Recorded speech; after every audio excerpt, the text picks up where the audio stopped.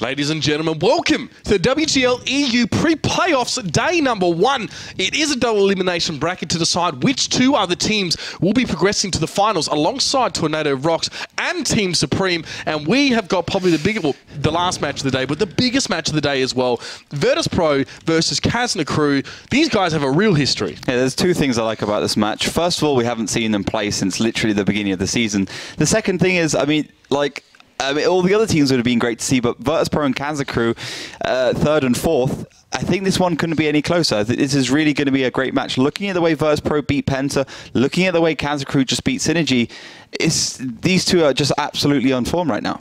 That's right. And these guys haven't played all that often in the past. As Oliver said, this was our first match of the season, which was a 5-3 to VPro. Before that, it was a 5-2 to Kazna crew at the Season 5 finals in the semis, which was an incredible game back in Sofia. That's going back a long time now as well. So these guys have had a lot of time to gather information, to sort of work on their own play styles as well. So it's very, very hard to predict what we're going to see in this game, but I'm going to ask you to do it anyway. I mean, what are your thoughts? Our first match is going to be Ruenberg here. Sure. Definitely seems like one that VPro today have been confident on. Kazna crew have been okay on. Not their best, though. No. Well, if we look at Kazna crew and Ruenberg in general, I think at the beginning of the season, or for a significant portion, let's say 2/3, the basic idea of Ruenberg was to pick it as the second map and always be on the defensive side. So you basically go into a map where you can defend on. We're seeing about 68% of the teams win on the defensive side. You're already up, let's say 3-1 or 3-1 or 4-0, and you just go on the defensive side, you win one of the two rounds. That's what Kazna crew did at the beginning. Maybe not so much experience in the attack, but I think Ruenberg is one of those maps these teams are playing so much. Every single team has played it countless times in trainings and also games, actual live games.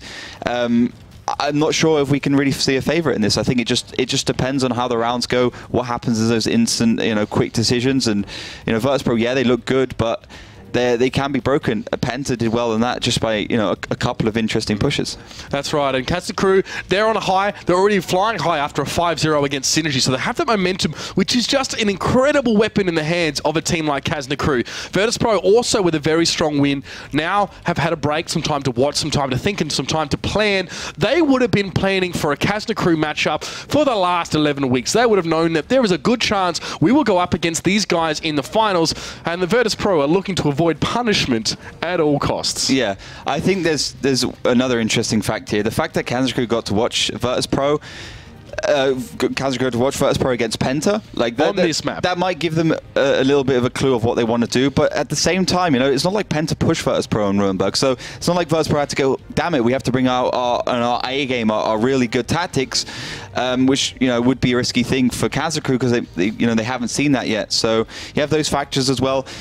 Yeah, okay, Kazna crew have just come off a win, but sometimes we see the teams that have just played performing worse because they've been under a lot of mental pressure, they've been on a lot of strain, the adrenaline is pumping, it's gone out of their systems, so they're a little bit on a down.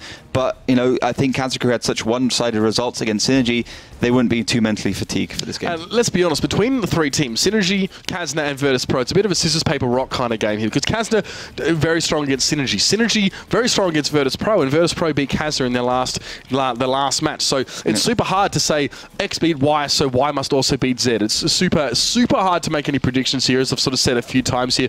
But what we do want to know as well is where people are voting as well, where our audience is expecting these teams to come up. VPro always go with these 90% votes, but so do Kazna crew, two massive teams with big followings. It's a hard guess, exactly. Two massive teams with a huge community at home, and people already started voting.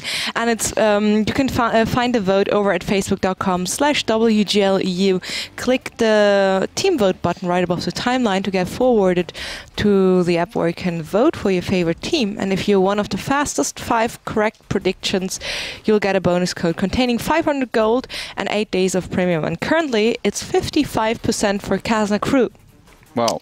Close, super close. So close. So that's like the closest result between these two teams in the whole season. If we look at VPro, like 90% is normal, and for Kazna crew, 80-90% is also normal. So this is really, a super close matchup. And I think, if we look at the way VPro played Ruenberg, we look at the way Kazaku played Mines, we might even be going into a tiebreaker. This is going to be really, really sick. I'm super pumped for this one as well. If there's any game that we'd like to go to a tiebreaker today, it would definitely be this one as well. So these two teams are just getting themselves ready right now. I love Kazna Crew on Mines. It's so frightening. But Mines is also where Virtus Pro sort of pipped them at the post earlier on this season. So yeah, we might see a tiebreaker as well. Super hard to give either of these teams an advantage. So looks like everyone's pretty much ready to go here. I mean, Ruenberg, Kazna Crew, as we've said, getting a lot of these 2-2 results throughout the season. It's the attack side has seemed like a little bit flawed for them, a little bit, and they were the first to push an IS-3 up and towards a little house on the outer sort of side of the city, which we now see from a lot of teams that are making use of that. The fact that an IS-3 can actually cross over that ruin to the other side to assist in if there's an overmatch scenario required or something like that is really important. What do the stats say, though, about Kazna on Ruenberg as opposed to Virtus Pro? You just said it perfectly. Pretty weak on the attacking side, 25% win ratio, which is lower than the season average for all the teams. But on the defensive side, basically haven't lost around, like sitting at 90 to 100%. Okay. So, yeah, I mean, but that's like, it's almost a different ball game when you're talking about caliber, the caliber of these teams. We don't really know what to expect. We got 2 maps these two have loved playing the whole season. Again, I think it's going to be down to those split-second decision makings. Again, they've trained it a lot. They know how this map works. I think Kazna Crew and Virtus Pro just need to go hammer and nail to come out on top here. All right, let's have a look. Let's refresh your memory on our first map for this match. None other but Ruenberg. Ruenberg, a mixed type map. The defending team starts the battle on the green, and the attacking team starts at the central square of the town. Bases are located quite far from each other. Both bases are better controlled from the village. It's better to attack the first base through the top direction with the help of several well-armoured heavy tanks. For the attack on the second base, it's better to use a more mobile setup and either play through the centre or split forces. In general, the map is not easy to play on. Teams often use blind shots and risky shifting of the forces from one flank to another. So, of course, that is Ruenberg, for those of you who weren't sure about it. We've seen enough this season. I don't know if they don't know Ruenberg. It's just unbelievable. You should be hearing a voiceover guy in your sleep. Yeah. I want to see exactly how many times we've seen Ruenberg. Well, we do have a quick restart. So we've seen Ruenberg 104 times. That's slightly below by 6 rounds to Himmelsdorf, which we've seen 110 times. So, like, if we look at it, Himmelsdorf's been our first most played map, but I think, Himmelsdorf, Ruenberg 50-50 down the line, like 100%. Then we've seen Steps, a little bit predictable because, I think Steps was played last season as well, so the teams know. What's interesting is one of the new maps, Mines, just below Steps, is 62 rounds this season, so you can see how, despite maybe not being that used to Mines, we haven't seen it since the days of 742. The teams, they like it, they see it's very balanced map, basically 50-50 on the attack and defense. And that's why they want to play it. The Kazna Crew, bearing in mind their last game of the regular season was up against Tornado Rocks, and it was a very disappointing result for Kazna Crew, only getting 3 rounds in that one, going down 2 apiece on Mines. It was to Tornado Rocks. They didn't play here. They didn't play Ruenberg in that one as well, so that's probably one to sort of keep in mind. The last time Kazna played Ruenberg was against Supreme in week 9, and they went down 3-1. So that was, we are concerned when we see Kazna Crew lose a defending round because we know there's issues with their attack, or there at least was. But hey, I mean, their steps was supposed to be pretty average, and yet they really schooled Synergy on that map last time they played it in that game earlier on today. So, we can speculate all we like here as well. I mean, we may as well take the community vote for Gospel when it comes to who we think is going to win, because nothing that we have at our disposal is going to give us a reasonable or solid idea of who's going to come out on top here. We did have a restarting game, so we're just waiting for all the teams to get themselves sorted and have their tanks sort of, I think a few guys are restarting their clients and stuff like that, so waiting on those guys from Kazna. But Kazna, again, they had success against only Synergy from the top the top echelon. Against Supreme, wasn't pretty. Against Rocks, they lost. And against Virtus Pro, well, back in the season, they didn't do so well. So, yeah, they beat Synergy, but they've done that already. Now it's time for them to exceed themselves. Yeah, that's one of the storylines for Kazna Crew. They've done well against, like, pretty much all the teams apart from those top teams like Virtus Pro, Tornado Rocks, and Team Supreme, as you just mentioned, they've all lost against. So if they do beat Virtus Pro here, it'll be the first time they've actually won against one of the top teams. But that's typical Kazna. Like in previous seasons, that's been them down to a T. We're just waiting for Hyber to reconnect. Obviously, we're using ESL Wire, the anti-cheat, to keep everything above board and completely safe in case any of you guys who are like, oh my god, aimbot. But no, it's not. It's 100% right. That is good. There's no war pack involved here. It's just clean clients with the best players in the world as well. So Hyber's back in the game, so we should be about to get underway very quickly, very shortly into this one. Looking at the lineups, typical stuff from Kazna Crew. They got that M41 Bulldog. They got the LTTB. One of the rounds they did win on this map, actually, on the attacking side, was with that LTTB, using it to roam.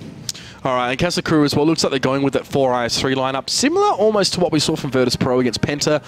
It was actually those 4 IS3s that really allowed them to succeed, because of the fact that Penta weren't able to eke out enough of an advantage in the first couple minutes of the game, and it sort of just ran on and on. They just ended up running themselves into a brick wall here.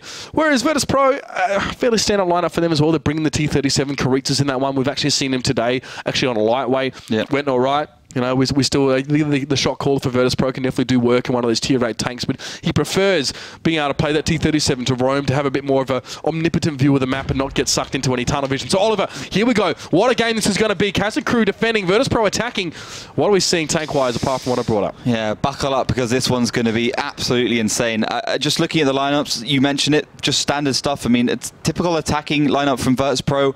One of the, let's say, 3 or 4 template picks with the 3 IS3s, the 2 T54s, the AMX 3090 for that burst, and Karitz in that T37. And Kazna Crew, you know, sometimes you don't see teams, the LTTBs and the M41 Bulldogs, but they like to pick that one up after the grand finals. And Yesny won't be able to find a quick peek up into Karitz if he does manage to find the angle. Karitz realizes it and does back away. So right at the start, you know, these two are going hammer and nail. They just want to start engaging and make something work for them. Low roll from Povel there from the side, and Nexus and Ruster are setting up on that F line, just expecting a push perhaps in the middle. Coca-Cola taking a little bit of damage early on here. The IS3s of Nexus and Ruster are grouping up together now.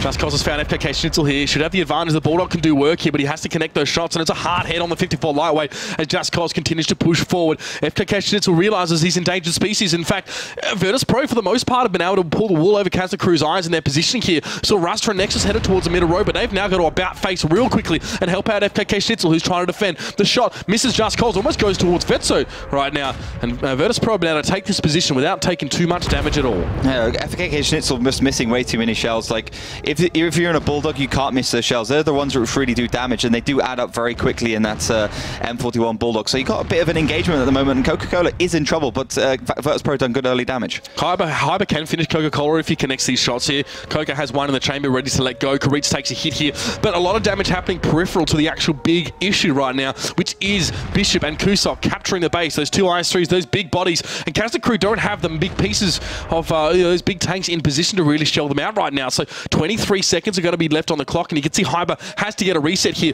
but cleverly enough, Kusok already responding. Look at his tank in the far right. He's turned it around. He's got the pike nose facing forward. Kazna cannot rely on the Hail Mary reset shot from Hyber here to get that. Hyber is low. If he's not careful, he needs to take the first shot. He can't take time to aim this one. He does get a reset though.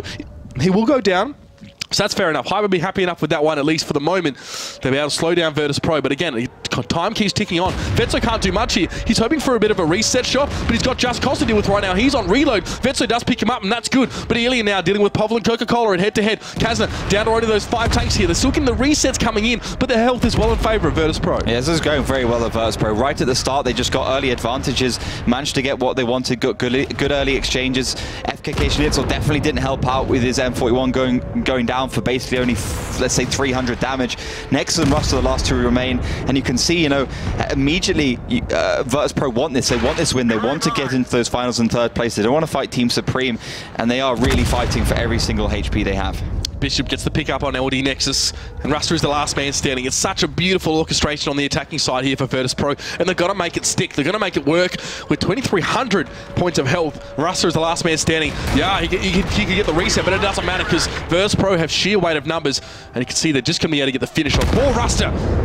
Kazna crew, this is what their fans fear. This is what, if you're a Virtus Pro fan, this is what if you're a Kazna crew fan, you don't want to see them losing this defensive round on Ruinberg. Not a great start. Not a great start at all, but I think, you know, Virtus Pro, they had everything going for them. That was just perfect stuff. I think perfect timing, just catching FKK as he wanted to push into that city, take him down really early on, FKK missing a few shells, but then you had a situation in the middle where Hyber was in the LTTP, had to reverse off there to try and get the resets. Elian left on his own because the rest of his team had to retract back, and you can see, you know, whereas Penta didn't really know how to separate those IS-3s, Virtus Pro know how to separate them perfectly because it is a tactic they're very well versed with. They just dragged Kazna crew in half. They used the fact that those slow heavy tanks could only really make one move, and that was to try and reset. So you actually have a situation where it was like 3 versus 4 in the northern cap, and Elian left on his own. There was no tank, there's no LTTB sitting up in that eastern village to support Elian, which would have made a big difference because he had to go and get the resets. Kazna crew weren't set up well at all for that particular assault. The push on towards that northern cap, it seemed like they weren't ready for it. In fact, the moment that we saw Ruster and I think it was LD Nexus actually head south towards Coca-Cola because they saw that he was on his own, or they saw he was one of the only IS-3s there, that was exactly when Virtus Pro went towards the north side. And yeah, normally we see like a combination of like an IS-3 and a Bulldog or an IS-3 and a 5100 in the top to deal with that sort of push. But Virtus Pro had their tanks there well before Kazna could respond. It takes a lot to turn around an IS-3 and get them back. And you hate to be on the outer road of that city when there are 2 IS-3s capturing the northern base, because you know if you want resets, you're going to have to get hit hard to put that damage down. Exactly, and it's even worse when you have an AMX 3090 and a T-54 just sitting up in that northern village, and you know they can just get perfect side shots onto you. So great round there by Virtus Pro. You know, just really making it hard for Kazna crew, you know, making them go in one direction, going at the beginning of the round into awkward positions, and then Kazna just reacting at the wrong time. It's just a timing issue there for Kazna, and Virtus Pro just fantastic work here in the first round. Looking at the second round, Kazna certainly can't let 2 attacking rounds slip. Virtus Pro will be gunning for that 100%. They did well in that first round, but they need to bring out the big guns. They need to, you know, show us what they've got on this second time. That's right. I mean, and Virtus Pro would really be making a statement by winning this round as well. So let's jump in and see exactly how this one transpires here. We're into our second round of our first map. It's Ruinberg, and Virtus Pro so far showing us how it's done on the attacking side.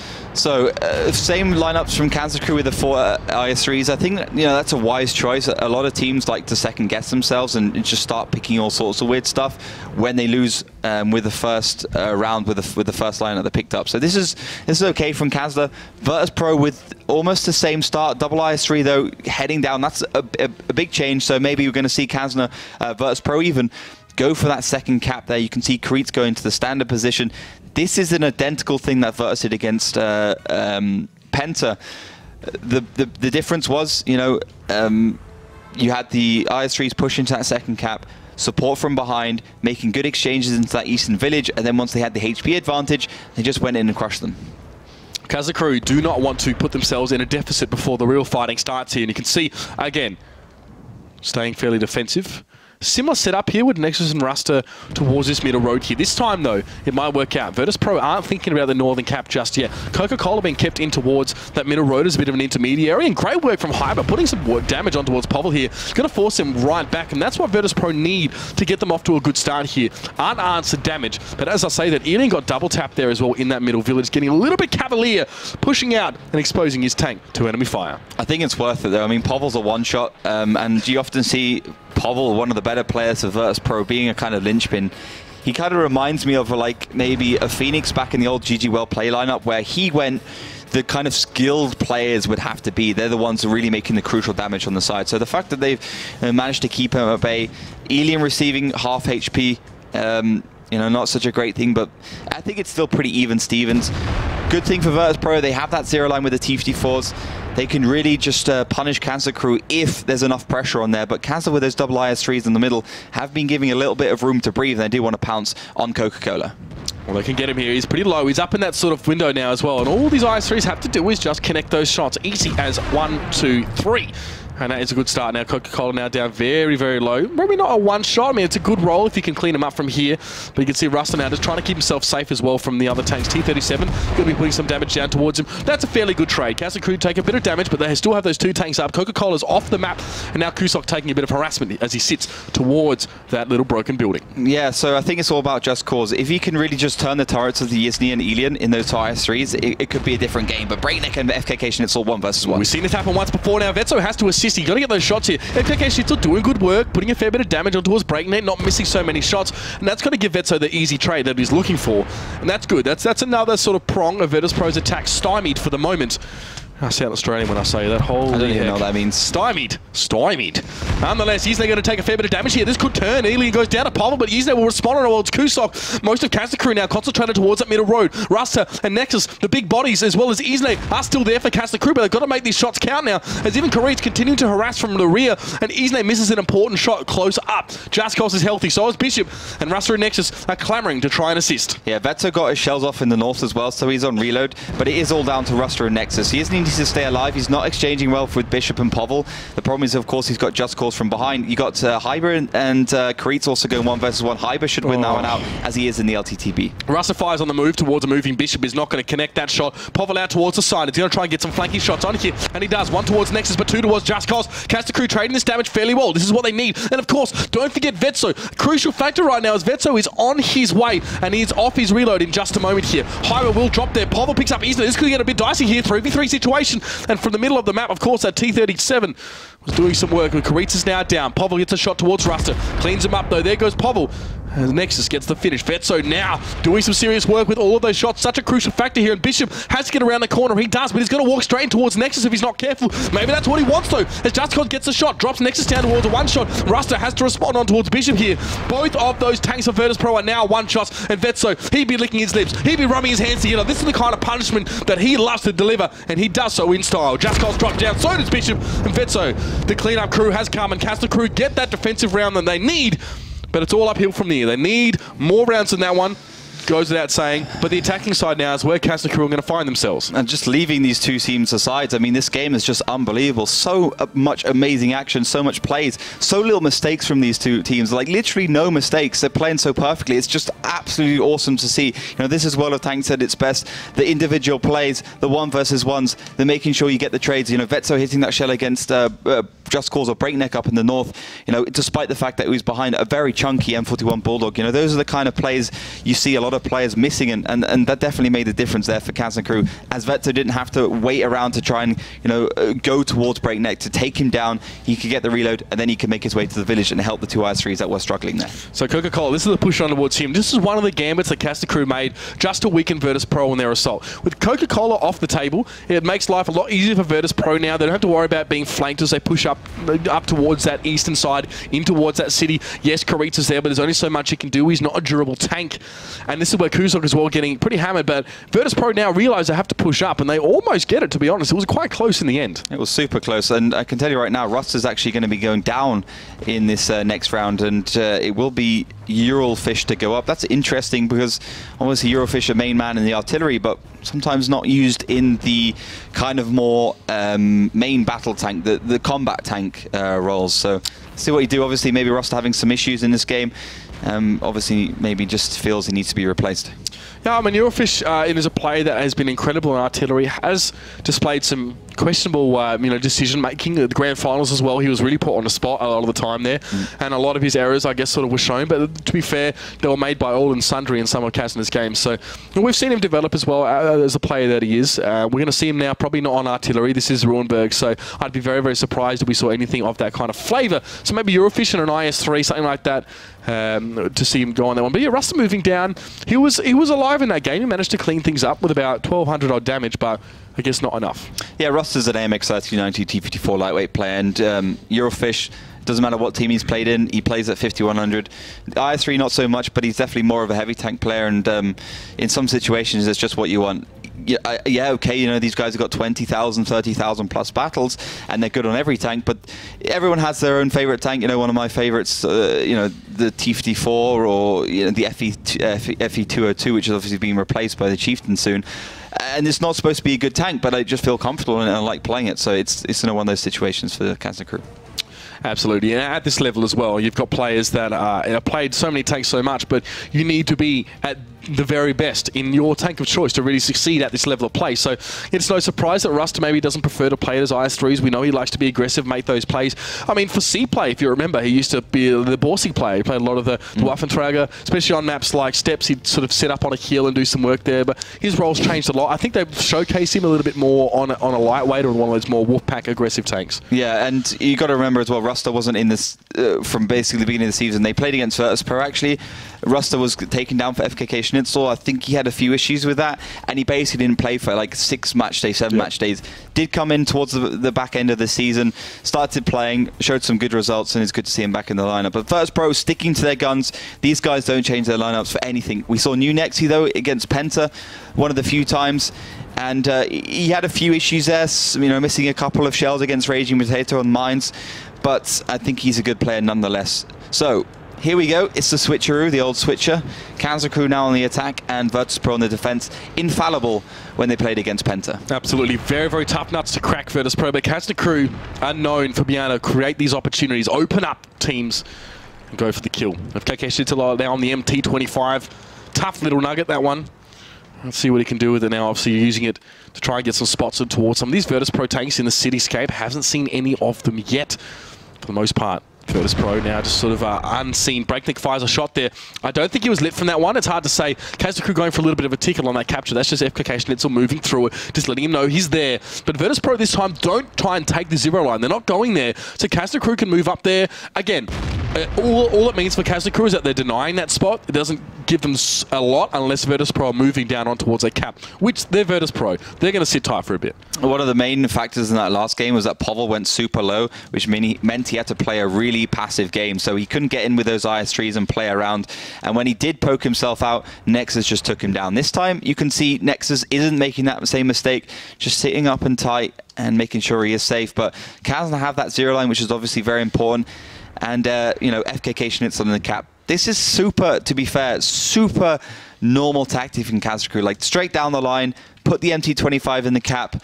Yeah, okay, there's maybe a better tank like the 5916 can't get spotted early, but if you're using the 5916, you have less options. For instance, you can't go in K0 because it's such a small tank, so you won't exchange well. But Coca-Cola does get a few shells towards him, has to back away. Yeah, this is really, really good for Kazna crew. Look at Coca-Cola. He's set on fire. The double repair kit now is actually might cost him his life as he just ticks down. Hyper gets the finish on him. Breakneck is also half health from the shots coming in from the city. Yes, like you said, very, very standard tactic from Kazna crew, but have a look at their lineup in that middle road with a bit of a twist here. You see Nexus and Coca-Cola, I think they exchanged fire. Coca-Cola was then lit, and then he'd got absolutely trashed. Nexus, though, he's heading that way quite soon as well. He will go down low, but I mean, Kazna getting a lot of value for his life. Look at Bishop trying to cross over. Kazna have the crossfire set up here. Gonna make it so hard for Virtus.pro to defend properly here with those two IS-3s already off the map. Brilliant play by Ilian, just on the side, just in support with those two IS-3s. Bishop just gets absolutely wrecked. He'll have to pray for a new life. As Kusok also falling pretty much to the same trounce. And yeah, Kazna crew just fully ahead in this game. I mean, let's be honest, there's just no way Virtus.pro can win it, especially since Coca-Cola just went down for nothing. This is incredibly impressive. The Polar Bears now treading that icy water. They're struggling to keep their head above now. Just Cos is on 1 health. Breakneck is super low. And Povel in that AMX 5100. Yeah, he's healthy this time. It's a nice change, but has he really contributed to the degree that he could have? It's hard to say now, as Kazna crew have generally kept themselves out of his crosshairs, but here's a chance for him to do some damage. Ilian chasing after Just Cos there. Just Cos doing a bit of work there, considering that Ilian was going straight for him there, but he's invested in picking up that tank. He's got him now. He might have Karitz and the Bulldog quite close by here, but Ilian will be feeling confident about that matchup as well. Povel now just trying to hang on here as Eurofission is now just snapping at his heels, really, and he's forced to cower behind this fairly small building as Vetso loves a bit of 1390 play. He's coming in for a bit of his own brand of punishment. And Povel, though, will be able to get some shots towards him. Vetso may drop here, but soaking up damage. Why not? Karisa's the last man standing. And Kazna crew turned around their fortunes here with a very, very impressive attacking performance. Yeah, really just textbook stuff from them. Just, again, one little mistake by Coca-Cola just gave away that zero line. That allowed Kazna crew to get peaks they wanted. Virtus Pro just trying to make something out of nothing, pushing across the middle. Ilium was there on the side in the AMX 5100, just doing so much damage to Bishop, then Kusok. And really, you know, once you've lost an IS-3 anyway, unless you screw up royally, you really don't have a chance to win. Or against these top teams, you got a significantly less chance to win. So I think at the moment, that was a very simple mistake from Virtus Pro. They should easily be able to rectify it. And some of those one-on-one engagements did go their way anyway. So Virtus still in this game, still kicking, still playing well. But it will be Virtus Pro to lose this round. Absolutely. Karitz now just buying time for his team, really. Kazna Crew are going to shorten that one up. They're going to get the captures done now. Karitz would love to just stall this one out a little bit longer. Virtus Pro have been rocked here a little bit. You know, coming off an attacking win on their side to now actually lose a defensive round, it means it means bad things really for Virtus Pro. So they have to adapt to this one. They've got to think about how to play around it. Kazna Crew, you said, on the face of it, fairly standard approach, fairly standard setup here, but they use the middle road so well, and Virtus Pro just lost trade after trade after trade. Kazna will get the capture there. They're not going to give Karitz that much time to deliberate, and that's the game. 2-1 it is after that one. Impressive stuff. Yeah, so it's just going back and forth right now.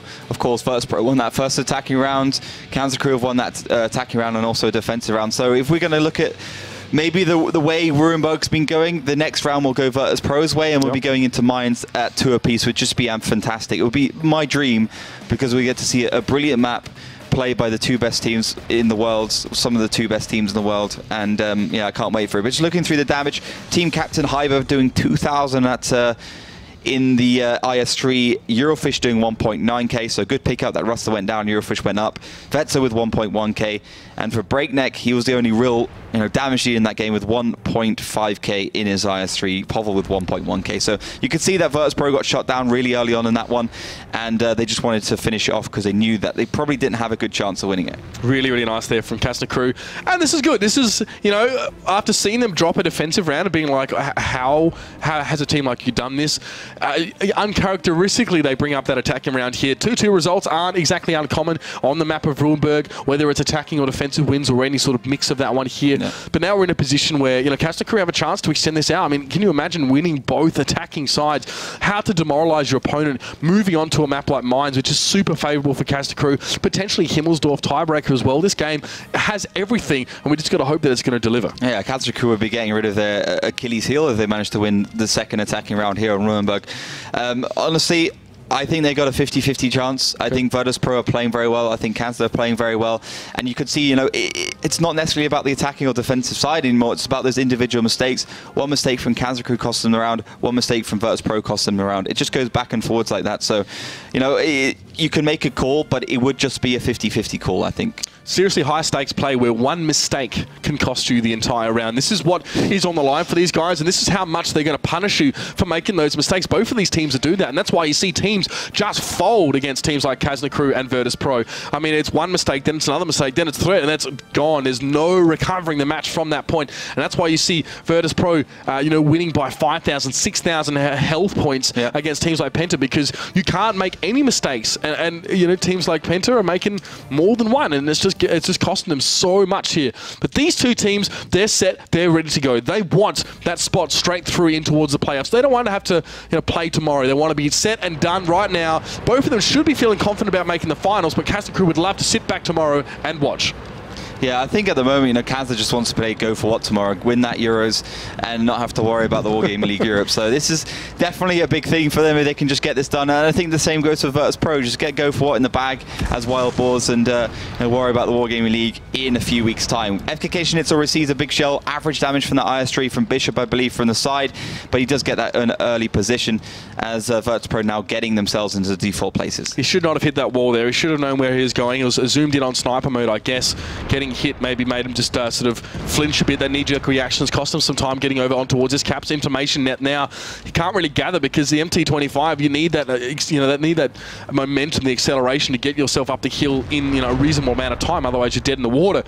Really important things as a scout player. Your route needs to be planned out so well that you're not losing speed, that you're not forced to sort of turn around or, you know, start from a standstill or just Very, very difficult to do. So FKK Schnitzel's sort of forced to sit back there. There's only so much information that he can really glean from this position. But again, Kazna Crew going to be using that middle road here, going to be trying to get some shots, but Virtus Pro going to be a lot less reluctant to poke out and cop that free damage. Yeah, so this is exactly the same as what Kazna Crew did in the last round. It worked out very well because Coca-Cola went down low. But let's see, you know, if Coca-Cola doesn't go down or doesn't receive quite a lot of damage, like, you know, this could be a completely different match. FKK Schnitzel is also one shot. You can see those IS-3s now starting to edge forwards in that city area.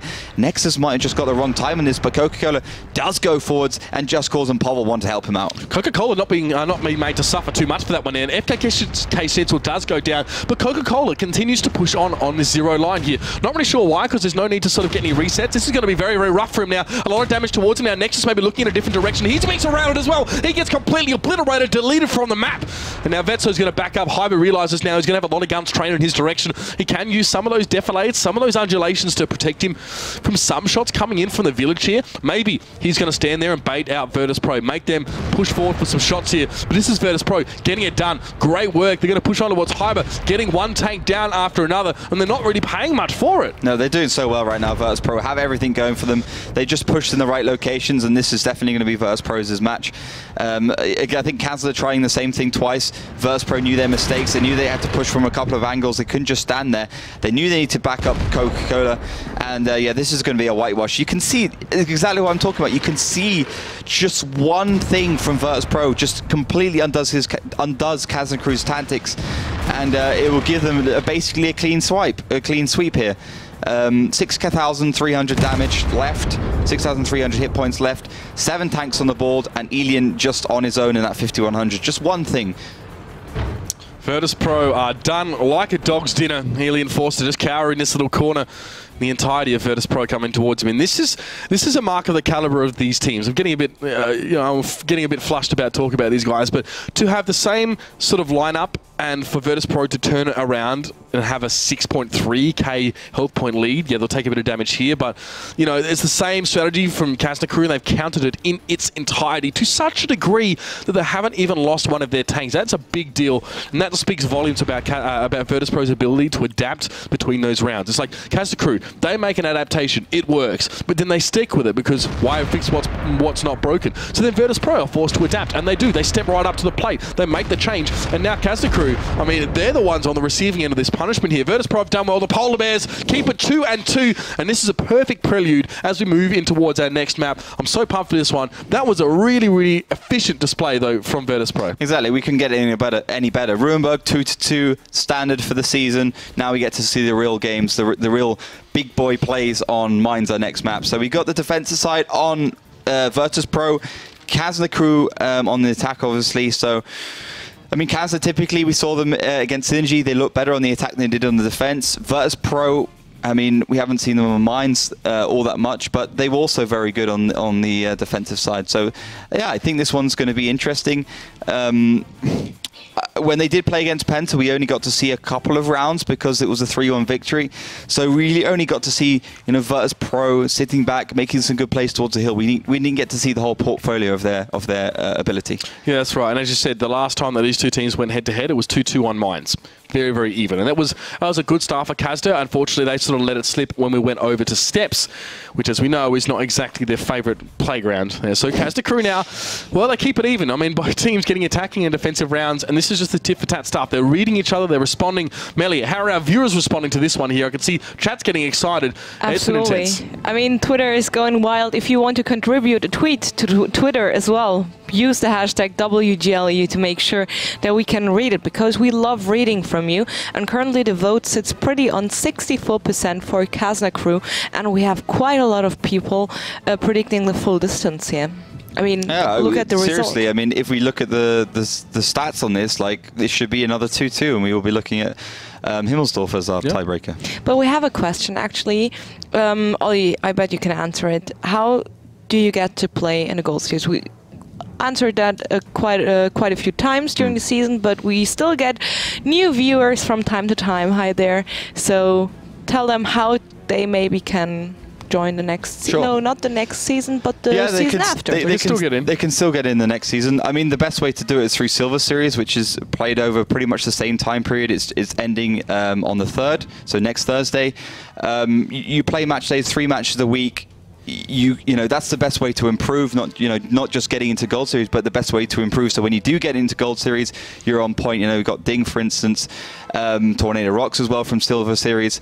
Other way you can do it, you've got a wild card tournament, which we'll be announcing very shortly, where basically we just put a bunch of teams together which aren't Gold Series teams, which aren't already qualified for the relegation tournaments. Silver Series teams, they play in a single elimination bracket. Whoever comes out on top will be joining us as well in the relegation matches. Then you play a relegation zone, pre-relegation and relegation, and whoever does manage to go there, whoever wins there, will be joining us next season. Simple as that. And how about the Go 4 Cups? No, it was the old days when we had the Go 4 Cups, but that's no longer the case now. Okay. But yeah, you should just play Go 4 anyway, because you win money and you get to shoot tanks. So. Exactly. That's what that was the point I was trying to make. So there are plenty ways of getting involved, and people just head over to the websites like WGL.net. WGLleague.net and play.eslgaming.com. Just hit that drop down. You can click on World of Tanks. We've also got World of Tanks Generals on there, so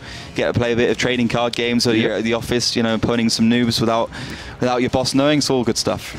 You've heard it here first, so people get involved and also get in your last second predictions over at facebook.com/WGLEU. Vote for your favorite team, if it's Virtus.pro or Kazna Crew.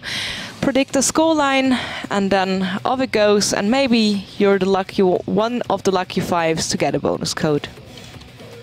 All right, well, our teams are ready to go in towards this next one, so you guys keep your eyes peeled, because we're going to jump into that one fairly quickly, of course. Ladies and gentlemen, you know it. You should love it by now.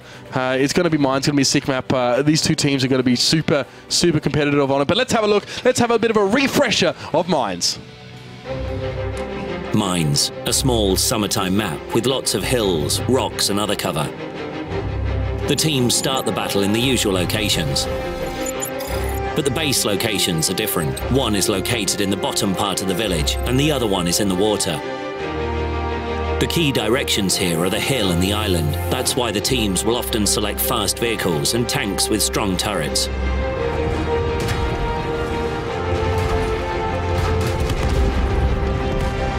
Here we go. Crunch time for these two teams, getting 2 rounds apiece from the last map. So essentially setting things at a bit of a 0-0. If you can almost discount Ruhenberg right now. We are on towards Mines, and I tell you what, it's going to be a cracker. Vetso Lonely pushing up there on that T54 lightweight. It's a super lightweight lineup here for Kazna Crew. Yeah, so you can see the difference between Virtus.pro and Synergy immediately. Synergy had all the tanks towards the left, Virtus.pro just setting the IS3s up front. This is the way they like to play Mines. They played the same against Penta, just super heavy stuff from them. They just punish with the heavy tanks. Look at those shots as well. God. 2 beautiful hull-down shots against Nexus and the T54 lightweight. Just on the side. Like, that's unbelievable. That's unheard of. And they're on the move as well while firing those. That is brilliant. Eurofist gets a cheeky little track towards Coca-Cola. It's going to cause him a little bit more damage as well. But, wow. Kazna Crew got wrecked on that push. Poor Nexus as well. The RNG gods are with Virtus.pro right there with that moving shot. Of course, the perks on their tanks do help out. So Kazna Crew now, they're going to go for the standard sort of western sort of push. There's not a heck of a lot of defensive side on this island, but as they head closer towards the east, they'll find that Virtus.pro does have that 5100 kept back and a lightweight as well, just for good measure. So Kazna Crew, there's no easy in for them in this situation. Breakneck has stamped his authority on the hill as well. Going to keep, or at least try to keep Nexus lit with a proxy spot. Doesn't have him at the moment. But it's definitely an east-west sort of setup here. Line of scrimmage straight down the middle. Yeah, I think Virtus.pro just being aggressive at the beginning and then looking at the positions they are in right now is a direct counter to Eurofish. They watched the games against Synergy. They saw how much damage Eurofish was doing pretty much every single game apart from one. And they just know that they need to get the IS3s on the hill. They got very lucky with those shots onto the side of Nexus there. And they just want to play it out like that. If Eurofish doesn't hit any damage, they're going to be laughing. Kusok, it would be questionable if he can hit anything here, and yeah, I would say Virtus.pro is firmly ahead. They just got the hill, they've got all the angles, they've got the defensive line up there from Povel and Kreitz, and typically just with one T4 lightweight, it doesn't often work from this place. However, might be biting off a little bit more than he can chew right now. He does get the double proxy spot. He's just trying to spot for Eurofish, basically. Yeah, but still, the head of Breakneck turned towards him.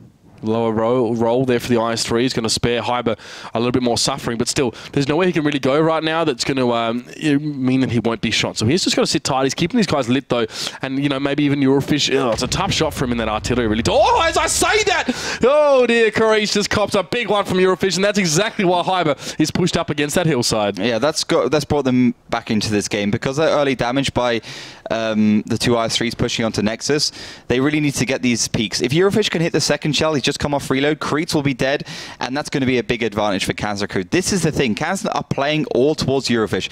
Let's see if he can hit it. Well, he hits Kusok. He did. Oh dear, Kusok hits the deck. He's on the move. He was lit, and Eurofish, I'm pretty sure... Oh, he was moving. Was he on the? He was moving a bit closer towards the. He was trying to get towards behind Povell so he can actually reset. Shots on Nexus was looking for. That's exactly. This might go south here for Virtus Pro as Coca-Cola does take a hit now as well with Kusok off the table. They have to change their approach. Eurofish is such a beast in that M44. Holy shmoles! And now, of course, Nexus is going to continue to get that reset going. Hyber with the proxy spots. They're going to bring Just Cause. They might even try to just dig Hyber out, but Kazna crew got a bit of a surprise on that island. Those two 54 lightweights here. It's going to be a 3v3 if Just Cause wants to get cheeky. Nexus can make shots as well. This could get ugly, but Just Cause, clever positioning here. Gets himself set up, so there's not really anyone else that can make shots. He's just going to try and trade shot for shot with Hyber, and he should be fine. Yeah, this is a great play by Virtus Pro. They're definitely thinking on their feet right now. Hyber should go down after the next shot, but Just Cause is also pretty low. And really, Just Cause can't move from this position. If Hyber bounces this one, he won't be able to do it. And Just Cause does get his team back into after that really unfortunate set of events at the beginning, but Breakneck also playing pretty aggressively in that IS-3 to try and keep Yizny from peaking, which was a big factor for Synergy and their demise against Kazna crew. And Coca-Cola as well could sort of keep him down as well. Helian moving up now as well. He's going to have his crack at Just Cause. He can... Oh, Helian, please, of all people that missed that shot.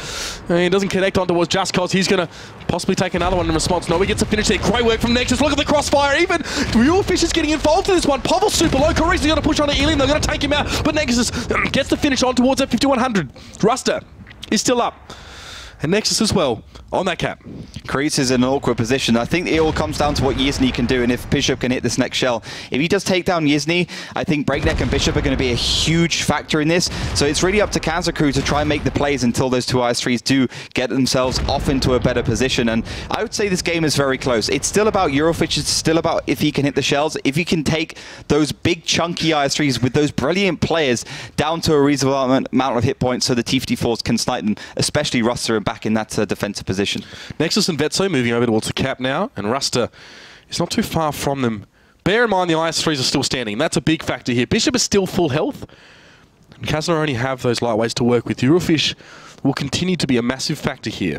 See if he can get some shots down as they try and move off the hill. Capture doesn't really seem to be an issue right now for Kazna crew. They don't really want to go for that one.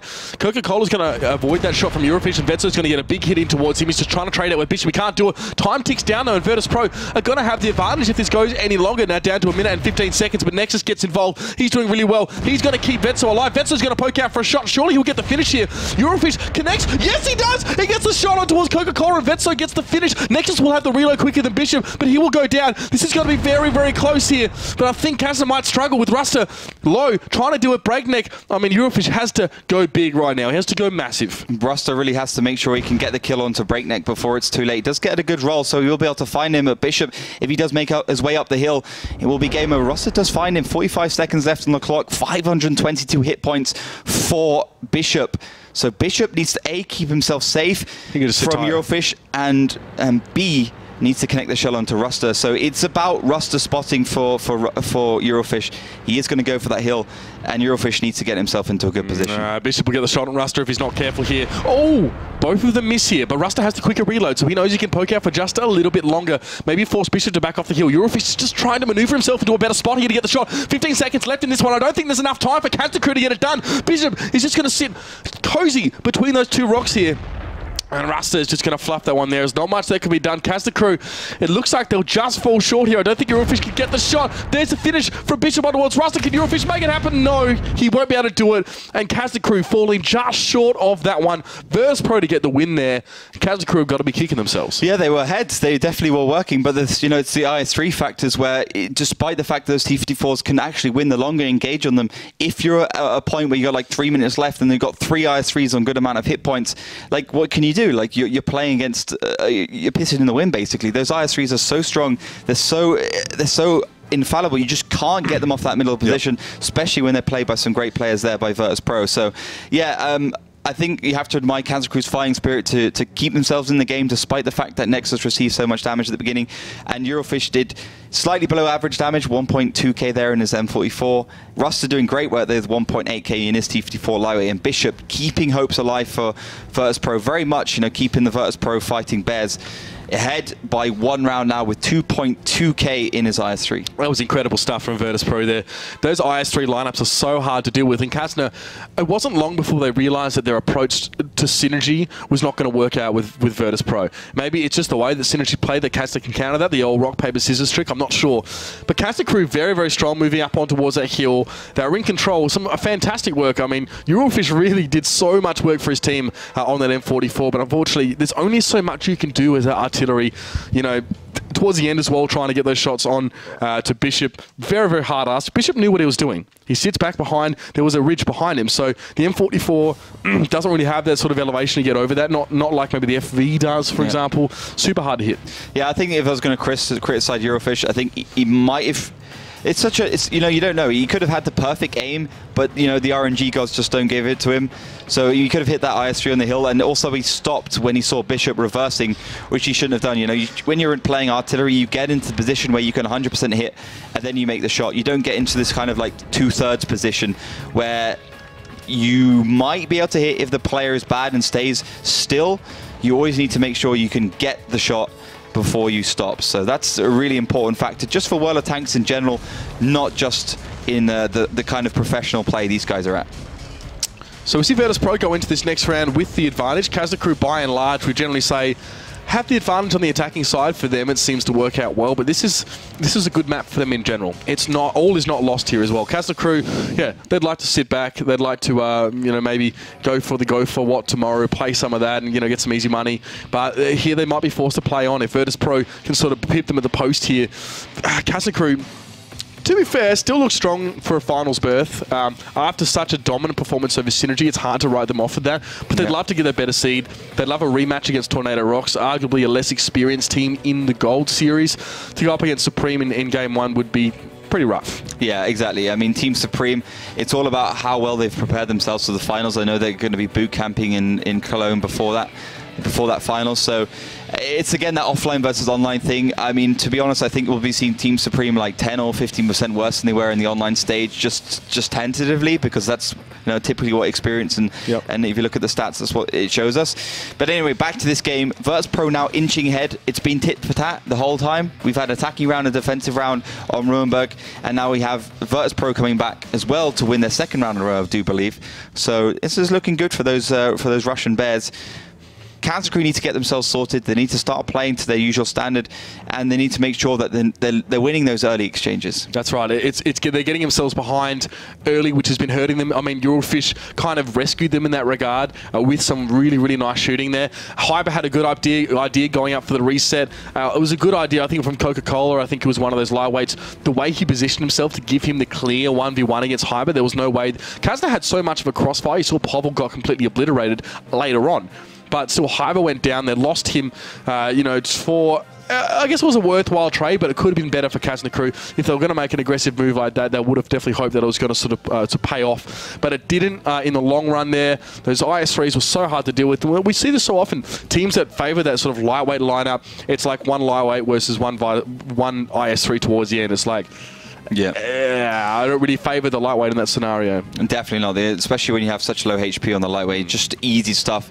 265mm penetration on that IS3 just slices straight through the front of a 264. Actually goes straight through the front of the lightweight at almost any angle. And yeah, that was a calm display of professionalism from Bishop. I have to say I've been a big critic of Bishop at the beginning. Looking at the kind of players, you know, for instance, Vortic left the lineup for Bishop to come in. But I think right now, He's been playing really solid tanks. Him and Kreitz work very well together, both from Macedonia, playing just fantastic stuff. Yeah, Kreitz is probably one of my personal picks from Kazna this season as well. Definitely has been a highlight for me, especially as he's developed as a player. So let's have a look, though, of course, as we do head into our next round.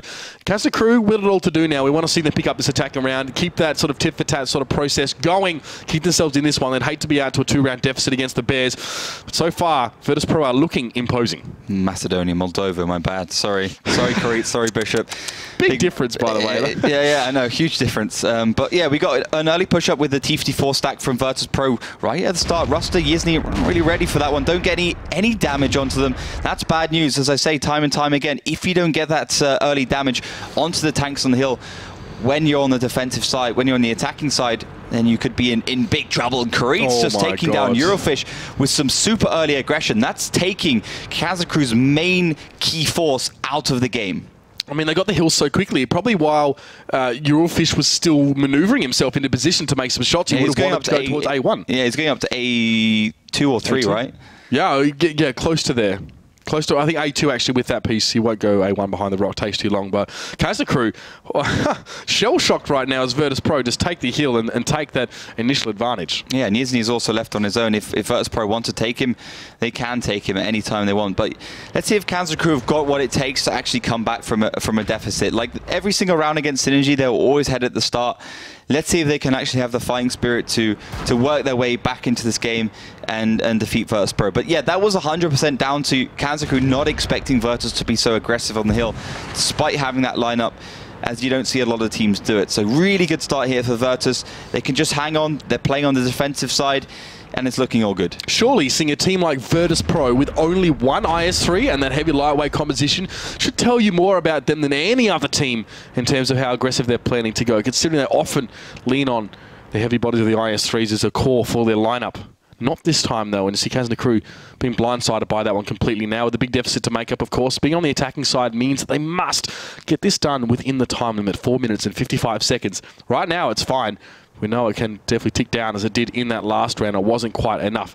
So Ruster again, it's on cap duty here. But he's going to be lit. No, he's not proxy spotted lit, but you can see most of Virtus.pro are going to move across in the south here. They're going to have a pretty serious overmatch towards Hyber. Hyber trying the same thing as he did last round, but this time he's going to have a bit more company than he bargained for. It's going to be a bit messy right now. He bounces a couple shots, so that's quite good. And Just Cause does the same, though. Now as Popple takes a couple hits, but Hyber is going to be in deep trouble in just a moment here. He's looking for Just Cause right now. He's trying to get him down, but these shots aren't really connecting, and Hyber just gets disintegrated right now. Another trade going in favour of Virtus.pro. Yeah, but it's back and forwards, and I'd say the MX-5100 going down is worse than a T-54 lightweight. Absolutely. Elian's got to be careful, though, in that hold down position. But at the moment, it's still even. Obviously, Kazna slightly ahead as Bishop is in trouble there in the IS-3. Absolutely, and to be honest, Virtus.pro's hand might be forced here because that cap was ticking down. There's the reset. Bishop now forced to pay dearly for that one here. Vetso dealing with Just Cause and Coca-Cola. They're getting right up close to him. Kreitz is in the vicinity as well. So Vetso just proxy spotting, but there's no artillery to follow up on that one now to capitalize on the information being passed back through the ranks of Kazna. So Just Cause and Coca-Cola, they know they're safe for the moment. That play, it's a big difference. Makes a huge difference.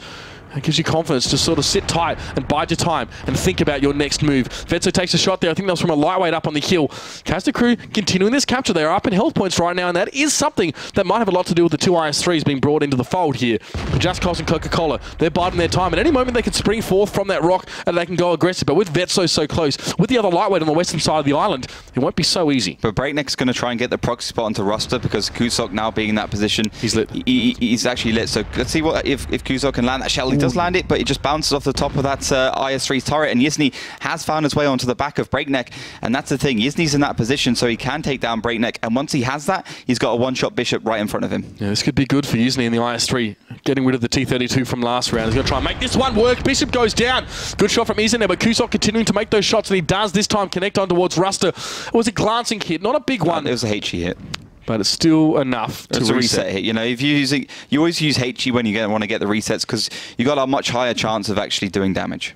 He's now able to do a lot of work here. Breakneck, he's just trying to be a bit cute right now and avoid the IS-3. He's going to roll off, I think, but a shot comes in from Nexus. He's now a bit of HE splash towards him. Nexus looking for Breakneck right now. He should have him as he moves Breakneck not in a great spot to make shots. He's on the move and he's in an awkward angle.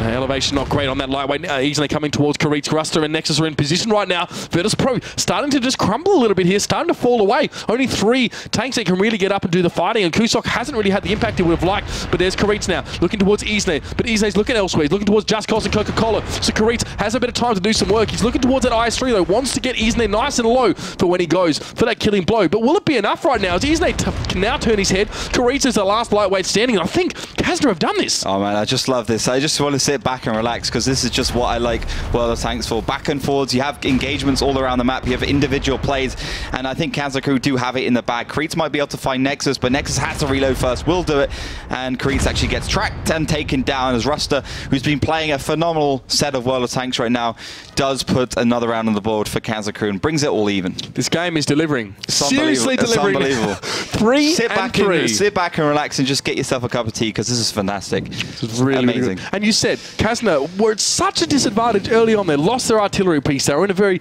dangerous position there, losing all these important tanks early on. And you said Kazna crew have to bring out something special to get themselves out of that situation.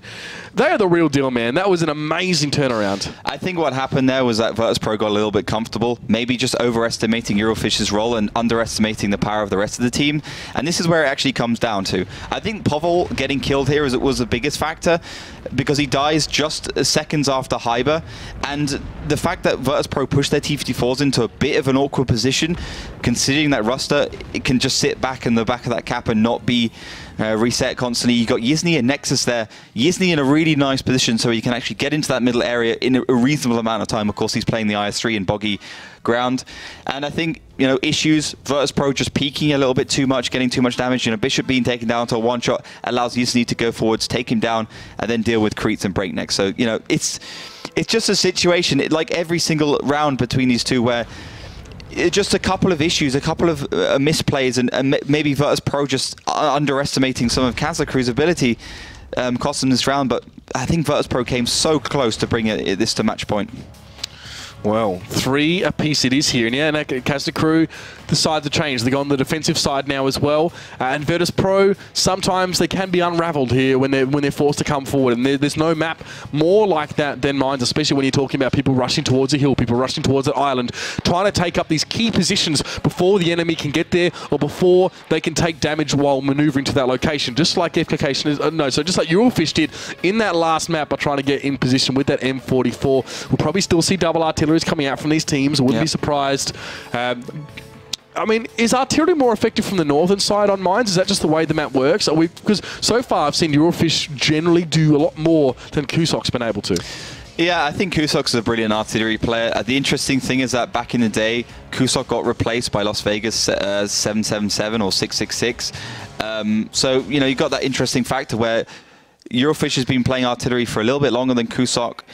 And Kusok was actually making the transition to heavy tanks, perhaps predicting that the format would change and artillery would be less viable. So, you have a bit of pressure factor, how these teams perform, how the players perform under pressure. But I can tell you right now, Karitz is playing the T21. And, the fundamental issue for Virtus.pro is that because they got such a rigid lineup, when you have Virtus.pro, when you have Kusok on artillery, it means that Karitz has to play the T-54 lightweight, which means one of two things. First of all, Karitz is not used to playing like these high-pressure tanks, these combat tanks, these tier 8 tanks. Well, not in this environment. In this environment, exactly. And the second thing is simply that Karitz can't focus on commanding. He's a shot caller. He's definitely one of the main reasons why Virtus.pro have gotten themselves to where they are and the success they've had in season finals and, of course, the grand finals. Let's see now if the Karitz factor is going to be, conducive to the success of Virtus.pro. Will it be their demise here? We do see, in fact, that he's actually been able to move on towards the T21, and Virtus.pro aren't opting for any artillery in this one. Yeah, Virtus.pro not going for the artillery. As I said, Karitz playing that T21, obviously going for those high capping, high view range tanks. Now, I think Virtus.pro a little bit hasty in the previous round. Perhaps I hate to use the word YOLO, but they definitely were too aggressive, and that's the reason why they won it. They could have got the decap with the M44, but they decided to go for everything all in one place with the T-54s. So. Pretty standard start here. Virtus.pro have the hill on the attacking side. A little bit of damage goes their way from the T-54s of Kazna crew, but again, looking at Kazna ability against Synergy on this map, they look like a better attacking team than a defensive team. And then if you look at Virtus Pro, they've got about 75% win ratio on the attack and quite a few rounds on the board as well. So right now, I'd definitely be having my game cap on. I would definitely be playing my A game right now if I was Kazna, and vice versa. Ilian and Nexus getting fairly aggressive on this western side here. Looking for Karitz. Just the one shot is going to send him packing, skirting along that one line right on the edge of the map, just trying to stay out of line of sight here from Nexus. Nexus seems to have lost interest, at least for the moment now, looking towards the middle of the map more so.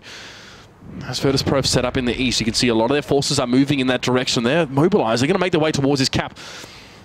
Kazna don't have a lot in this direction right now. Not at least for the moment anyway. They've got a couple of lightweights sitting back, not opting for the 5100. And Kusok, you can see now back on the IS-3, the heavy tank that we speculated, and one that he was preparing himself to sort of be a maestro one, as it were, as we saw the meta start to shift now. Coca-Cola and Just Cause actually taking a bit of damage over in the distance. But here's Virtus Pro, sorry, moving on towards his cap. Kazna aren't set up brilliantly for it. They don't have the hill. They don't really have a lot in the south, so be interested to see how this plays out. Yeah, so you'll see Kazna wants the Virtus Pro push here, that they want to get the hill, but I like this move from Virtus.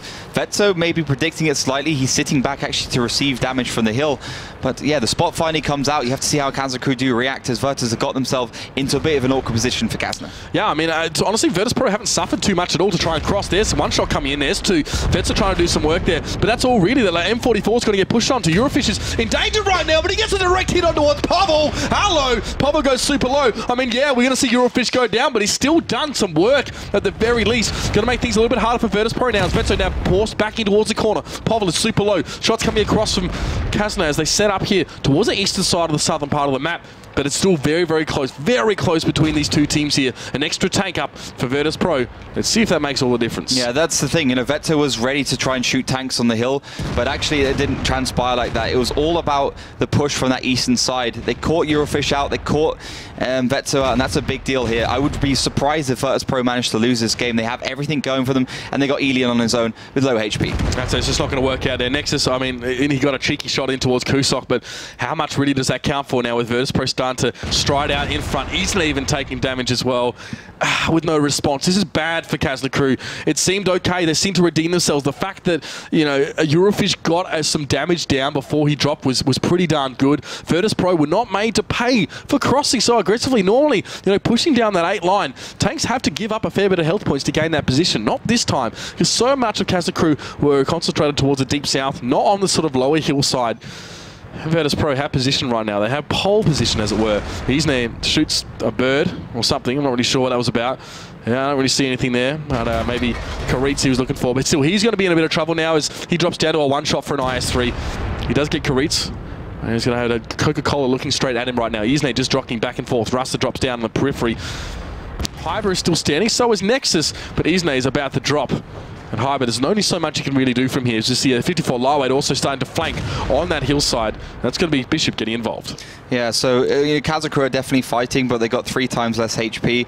They got 3 less tanks, and you know, I just don't see. Again, I don't think Virtus Pro can lose this game anymore. As soon as they made that move on that eastern side, they took down Vetso. Like, that's a tier 8 tank out of the game, and also Ilian sitting where he was. That's 2 tier tanks out of the game. Two tier 8 tanks out of the game. And you had the fact that all the tanks from Kazna were aiming up towards that hill, ready to shoot that hill. But Virtus Pro were just too quick, very fast, very spontaneous, making strange moves, and it catches Kazna out, as Kazna were just set up for just the wrong kind of play and maybe a more passive Virtus Pro than they expected. That's the thing about playing defense. Sometimes you have to go with a set play. There's no, you know, cover all. There's no cookie cutter defense against a team on mines where you can move so quickly with these lightweights. You can, you know, outmaneuver opponents who've set up for only like a really generic sort of defense. Look at this. Look how little damage is taken by a Virtus Pro, and nothing, and still nothing, and still nothing, as they push right into Kazna crew territory. Yeah, I mean, Nexus gets a shot towards Bishop. There's some, you know, cool stuff going on with Eurofish getting his damage down, but really, it's not enough. It wasn't enough. Virtus Pro had a great position. You could see there was a health deficit for Virtus Pro, but it turns around really quickly after this. And also the other thing is that you can see the T54 Ilian pushes forwards to try and catch Virtus Pro from behind, but it takes Virtus so little time to take down Eurofish and Vetso. Like, it was just a simple matter of just turning 360, turning 180, and heading back to try and take down Elian. And if he hadn't done that, I think he should have just headed up the hill with Yizny, take hill dominance, and do what they did against Synergy. Once they have the hill with 2 tanks or 1 tank, they can just shoot Virtus Pro, who are sitting ducks in that western side. I just think Elian just went the wrong made the wrong decision, went the wrong way. And Hyber, you can see caught on his own here. That was pretty much done and dusted. So that interesting scenario, 4-3 is such an interesting score to be at, because it is match point, but it's also Kazna Crew could take it straight to the tiebreaker just by winning this one. So a huge amount that's riding on this one. Kazna Crew have got to turn this one around. They've had some, honestly, I've been impressed by them, but it takes more than just impressing me to impress Virtus Pro. They have to do more. They have to dig deeper right now. They have to take it to that tiebreaker. I mean, Himmelsdorf, Kazna and Himmelsdorf, well, jury's out on that one, really. It's they not haven't exactly, really played it this season. They ban it. Yeah. They've banned it since the World Final, since before that. They don't like Himmelsdorf at all, but they might be forced to play on it anyway. Yeah. So, I mean, this could potentially be the game, the match point here for Virtus Pro. They're 4-3 up. Obviously, there's no 3 points or 2 points or 1 point here. If you get the win, you're going towards the finals as the third seeded team. That's what Virtus Pro is playing for, and that's what Kazna Crew are trying to stop in this next round. That's what they can do now. We're going to jump straight in towards this one. Match point coming up for the Polar Bears. Let's see if they can get it done. Just got to dot the I's and cross the T's at this point. Kazna Crew out to stop this one. Again, not a big change here in lineups for both of these teams. In fact, almost identical, with the exception of the artillery being brought for Eurofish and the T21 of Karitz. Yeah, so Virtus Pro again pushing hard for the hill. You got the whole of Kazna Crew towards that western side. And typically, Kazna Crew in this position, a little bit of damage does go the way of Vetso. Not enough there from Kazna Crew. I think they should have probably connected 2 or 3 more. And that's given Virtus Pro a nice little bit of hill dominance.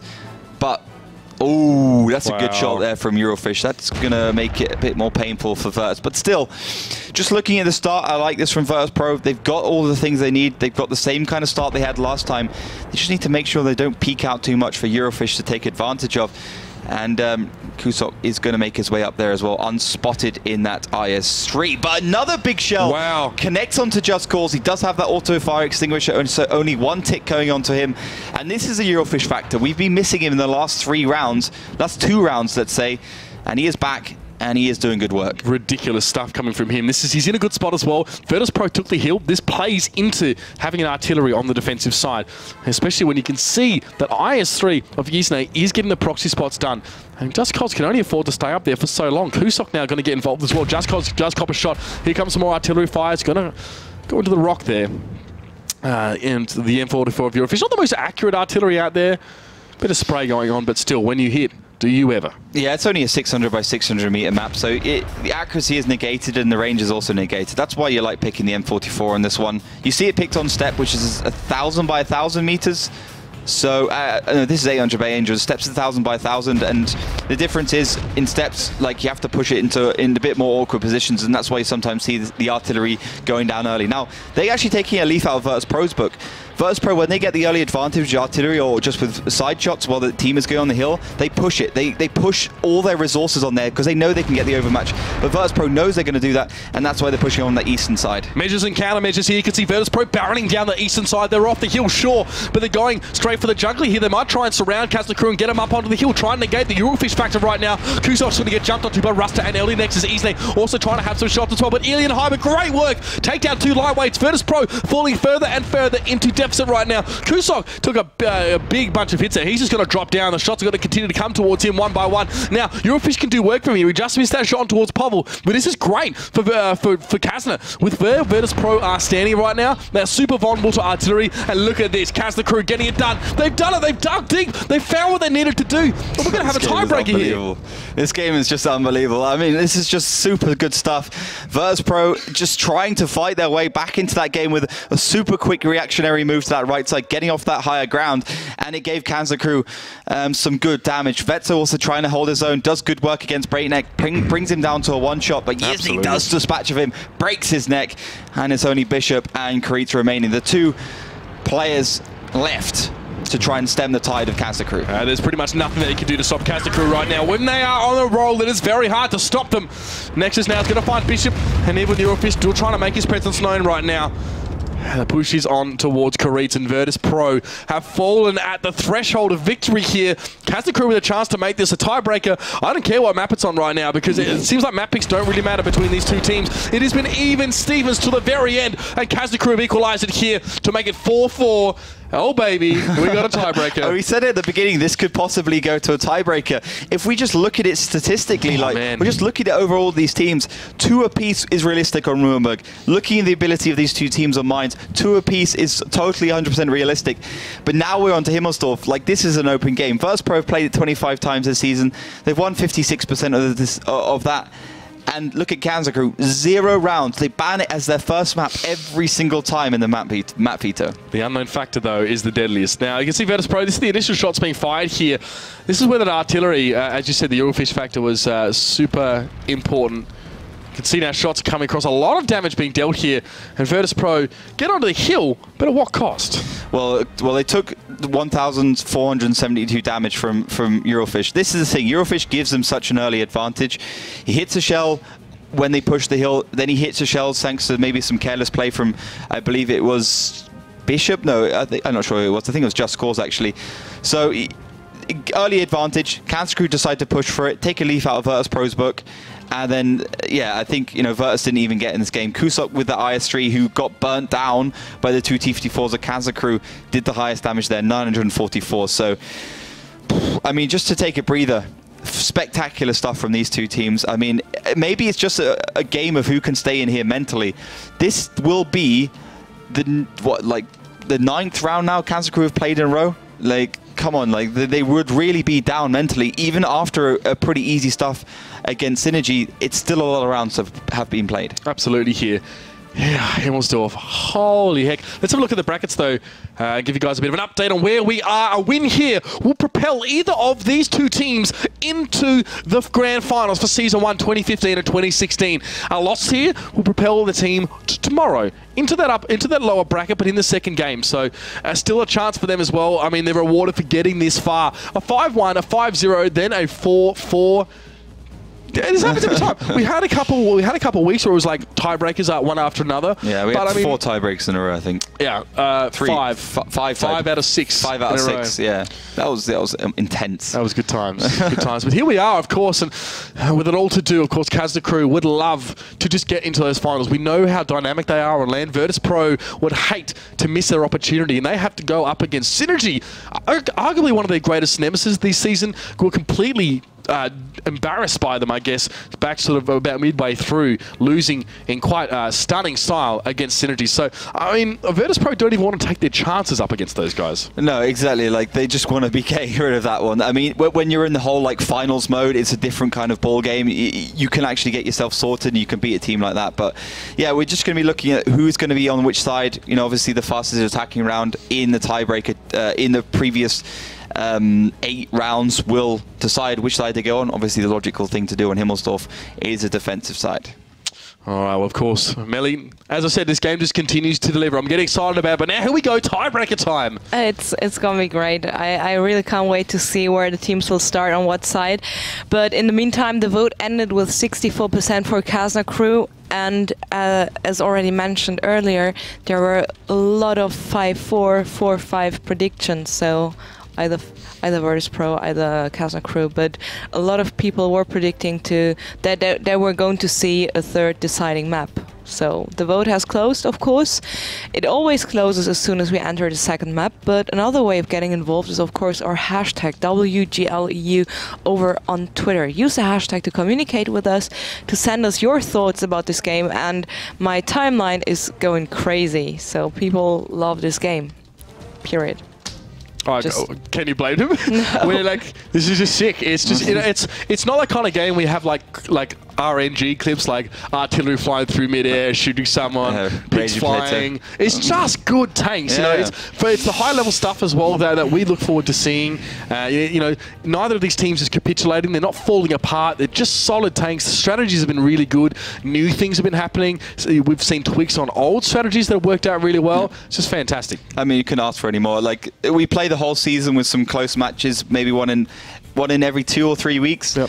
But then we get a match like this where you can actually genuinely see the two teams who've got so much history behind them, so much ability and so much just precision in their play, just go up against each other, hell for leather, so much on the line. This is why everything works. This is why we love to watch World of Tanks, because you get these situations where it's not just about aim. It's about everything else. It's about all the factors. It's about keeping your team in the game. It's about commanding and. Yeah, I just think, okay, we haven't seen Kazna Crew play on Himmelsdorf yet. We've seen Virtus.pro play plenty of times, but if Kaza's trained this at all, they've got so much material on Virtus.pro. They knew that Himmelsdorf would be the tiebreaker here.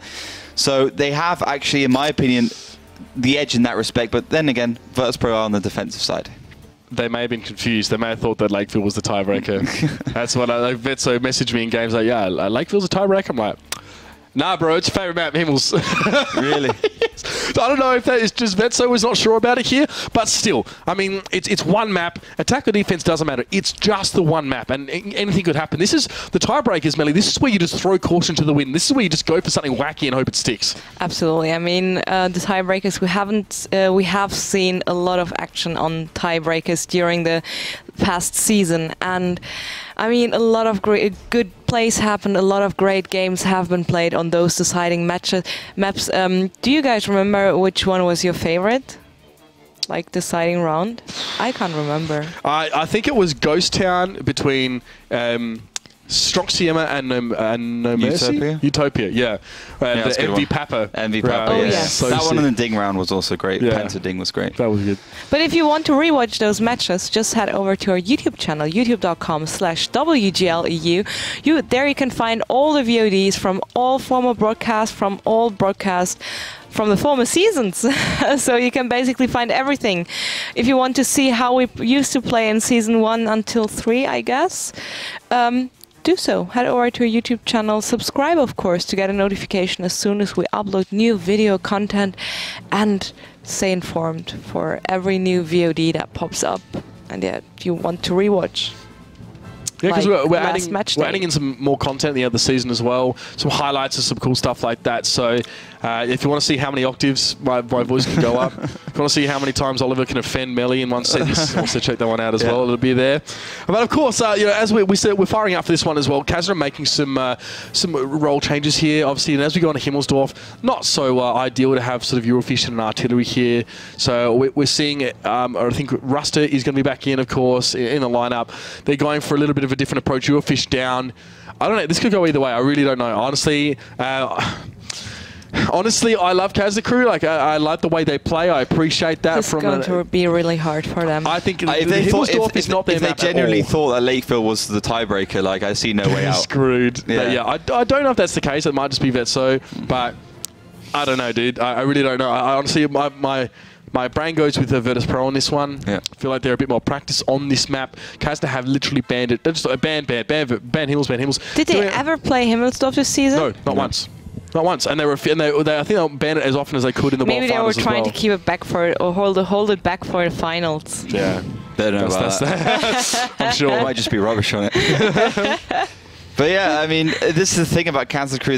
They play well on maps like Mines and Steps, and specifically Lakeville, because they have the factors of the whole, you got the light tanks players, you got the heavy tanks, or slightly faster heavy tanks players all meshing up together. Here it's not the case. That's right. It's time to get up close and personal with our tiebreaker map. It is Himmelsdorf. Himmelsdorf, a small city map. The teams start the battle in opposite corners. Both bases are located close to each other, but in a way that you can't stay on the defensive all the time. The main attack routes pass through the hill, the alley and the railroad. Heavy tanks with powerful guns run the show here. However, much depends on the light tanks. Usually they go for the base capture. Kazna Crew, their first outing on Himmelsdorf all season. It could well be their most important Virtus.pro practice on this map. They know what they're doing. Kazna Crew, they've got nothing to lose. They might throw caution to the wind and try something a little bit different, but you can't deny that they have been wanting to avoid this map all season. They've got no choice but to face the music now. It's weird to see the names of Kazna Crew on Himmelsdorf. It's just so unusual. But you're 100% right. If Virtus.pro lose this one, they only have themselves to blame. Kazna Crew have banned this map. They hate this map. They don't like playing it. And, again, if they thought Lakeville was a tiebreaker for some reason, then they are in deep, deep trouble indeed. So let's see. Maybe the fact that, as I said, Virtus.pro have played it so many times. They haven't got the greatest record in it, but they've played it enough times that they have a lot of material for Kazna to study up on.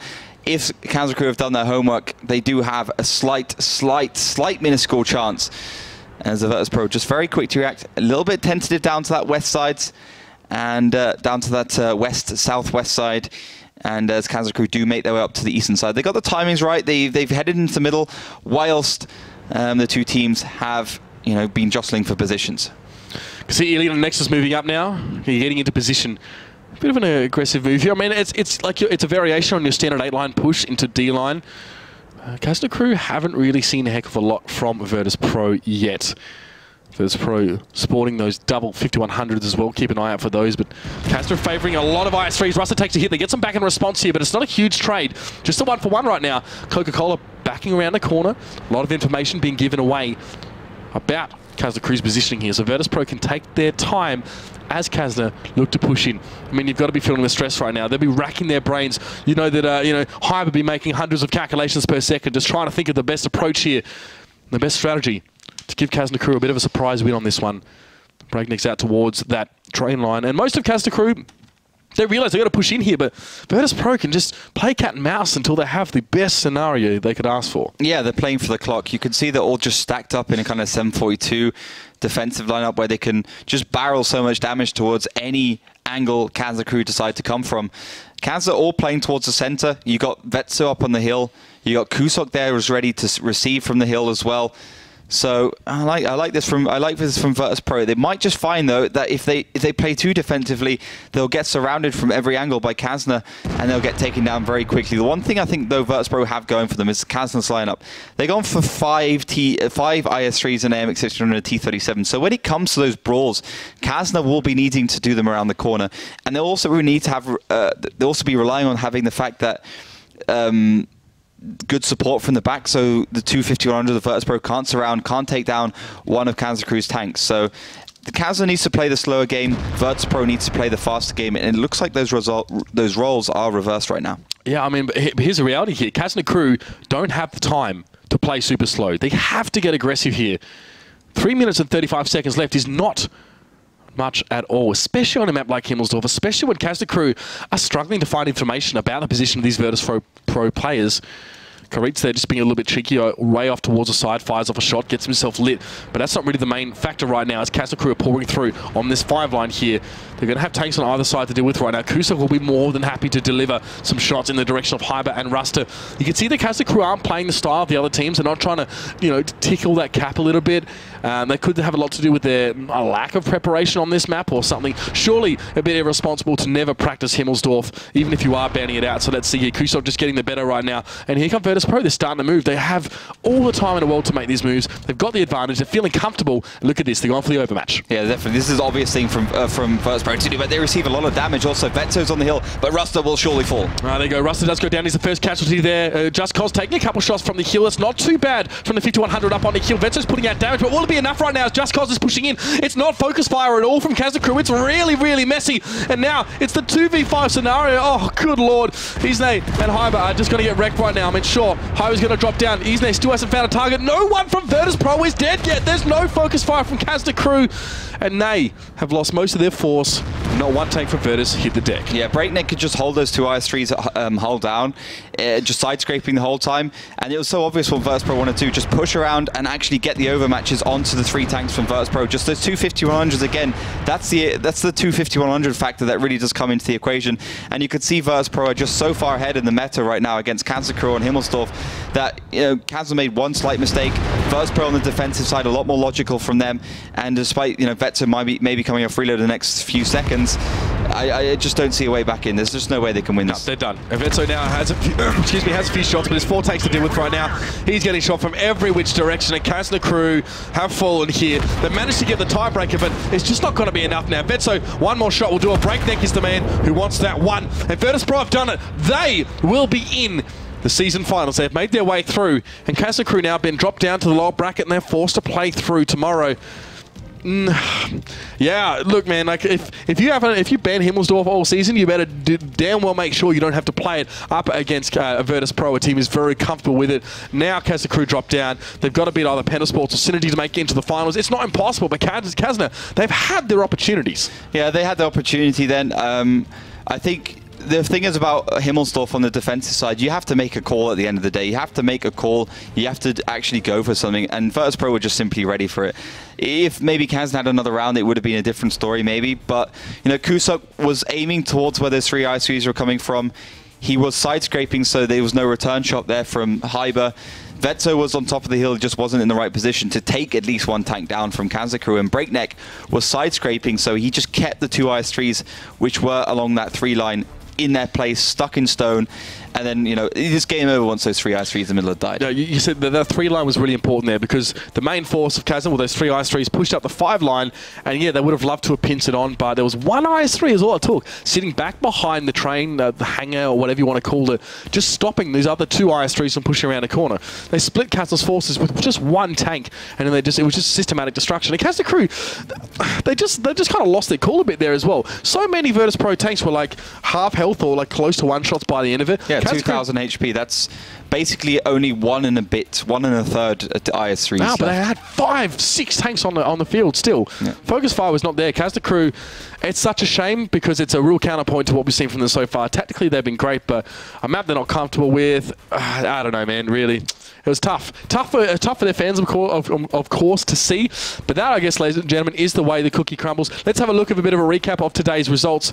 And you can actually have a look, I guess, at see how things transpired, see how things are going to be leading in towards tomorrow as well. We have had a bit of a look at a bracket. We can sort of refresh your memory if that's what you want. I mean, what are your thoughts on the first game coming up tomorrow? This is the bracket. So Pentasports and Synergy going head-to-head in that first match. Looking at those two, I think Pens have played the better game. Synergy just got absolutely destroyed by Kazna Crew, but they both got destroyed, so that's really a 50-50. I can't really call it, but whoever goes through is going to have a stupidly hard time against Kazna Crew. You know, tomorrow, if I was going to be a betting man, I would definitely say Kazna Crew gets through. And joins, Virtus Pro as one of the 4 teams going to the finals. The problem is, straight away in that first semi-finals match in the grand finals at the season 1 finals 2015-16, they'll be playing Team Supreme. Virtus Pro will be playing Tornado Rocks, but I'm not sure if that's much of a factor for both these two. It's been a fantastic day, though. That last match could have gone either way. I think, that's the thing when you're playing these tiebreakers. If you get the faster round on the attack, you move on to a map like Himmelsdorf, which is still slightly defensively biased. You do get that advantage, and that's why you should be playing for the faster rounds. Well, I mean, that's exactly right. Virtus Pro got to sit back and defend for that one. But that's all she wrote, Melly. We know what's coming up tomorrow as well. People still have a lot to get excited about. Absolutely. If you love good World of Tanks games. And I mean, if the games tomorrow are as good as today, then, oh boy, we're up for some great tank action. So you should definitely not miss it. And thank you very much for getting involved that much over Twitter, over Facebook. And of course, don't forget to follow our Twitch channel to get a notification as soon as we're going live. And as said, thank you so much. Just send me your predictions for tomorrow already. Use the hashtag WGLEU to make sure that we can see your tweets. And as said, tomorrow there will be more team votes. Absolutely. More ways to get involved, more ways to win yourself some codes, more ways to get in touch with us as well on the desk as we take you through those crucial last 2 games of this playoff, or this pre-playoff bracket, should I say. Oliver, it's been a fantastic day of games. Any last thoughts before we move in towards tomorrow? No, I'm just super looking forward to tomorrow. The lower bracket's always a harder bracket to play. I think it's going to be even more intense. That first match should be great. And it does also depend how, Pentasports and Synergy spend their Saturday night. They should spend it in front of World of Tanks, going over what they need to do, because there's a lot of money on the line, there's a lot of pride on the line at the finals if they do make it all the way. All right, ladies and gentlemen, that's the story for today, but tune in tomorrow, same time, to see the culmination of our pre-playoff brackets. Will it be Kazna Crew, Synergy, or will it be Penta to make it through to our season finals? But for now, ladies and gentlemen, thanks for joining us. Good afternoon and good game.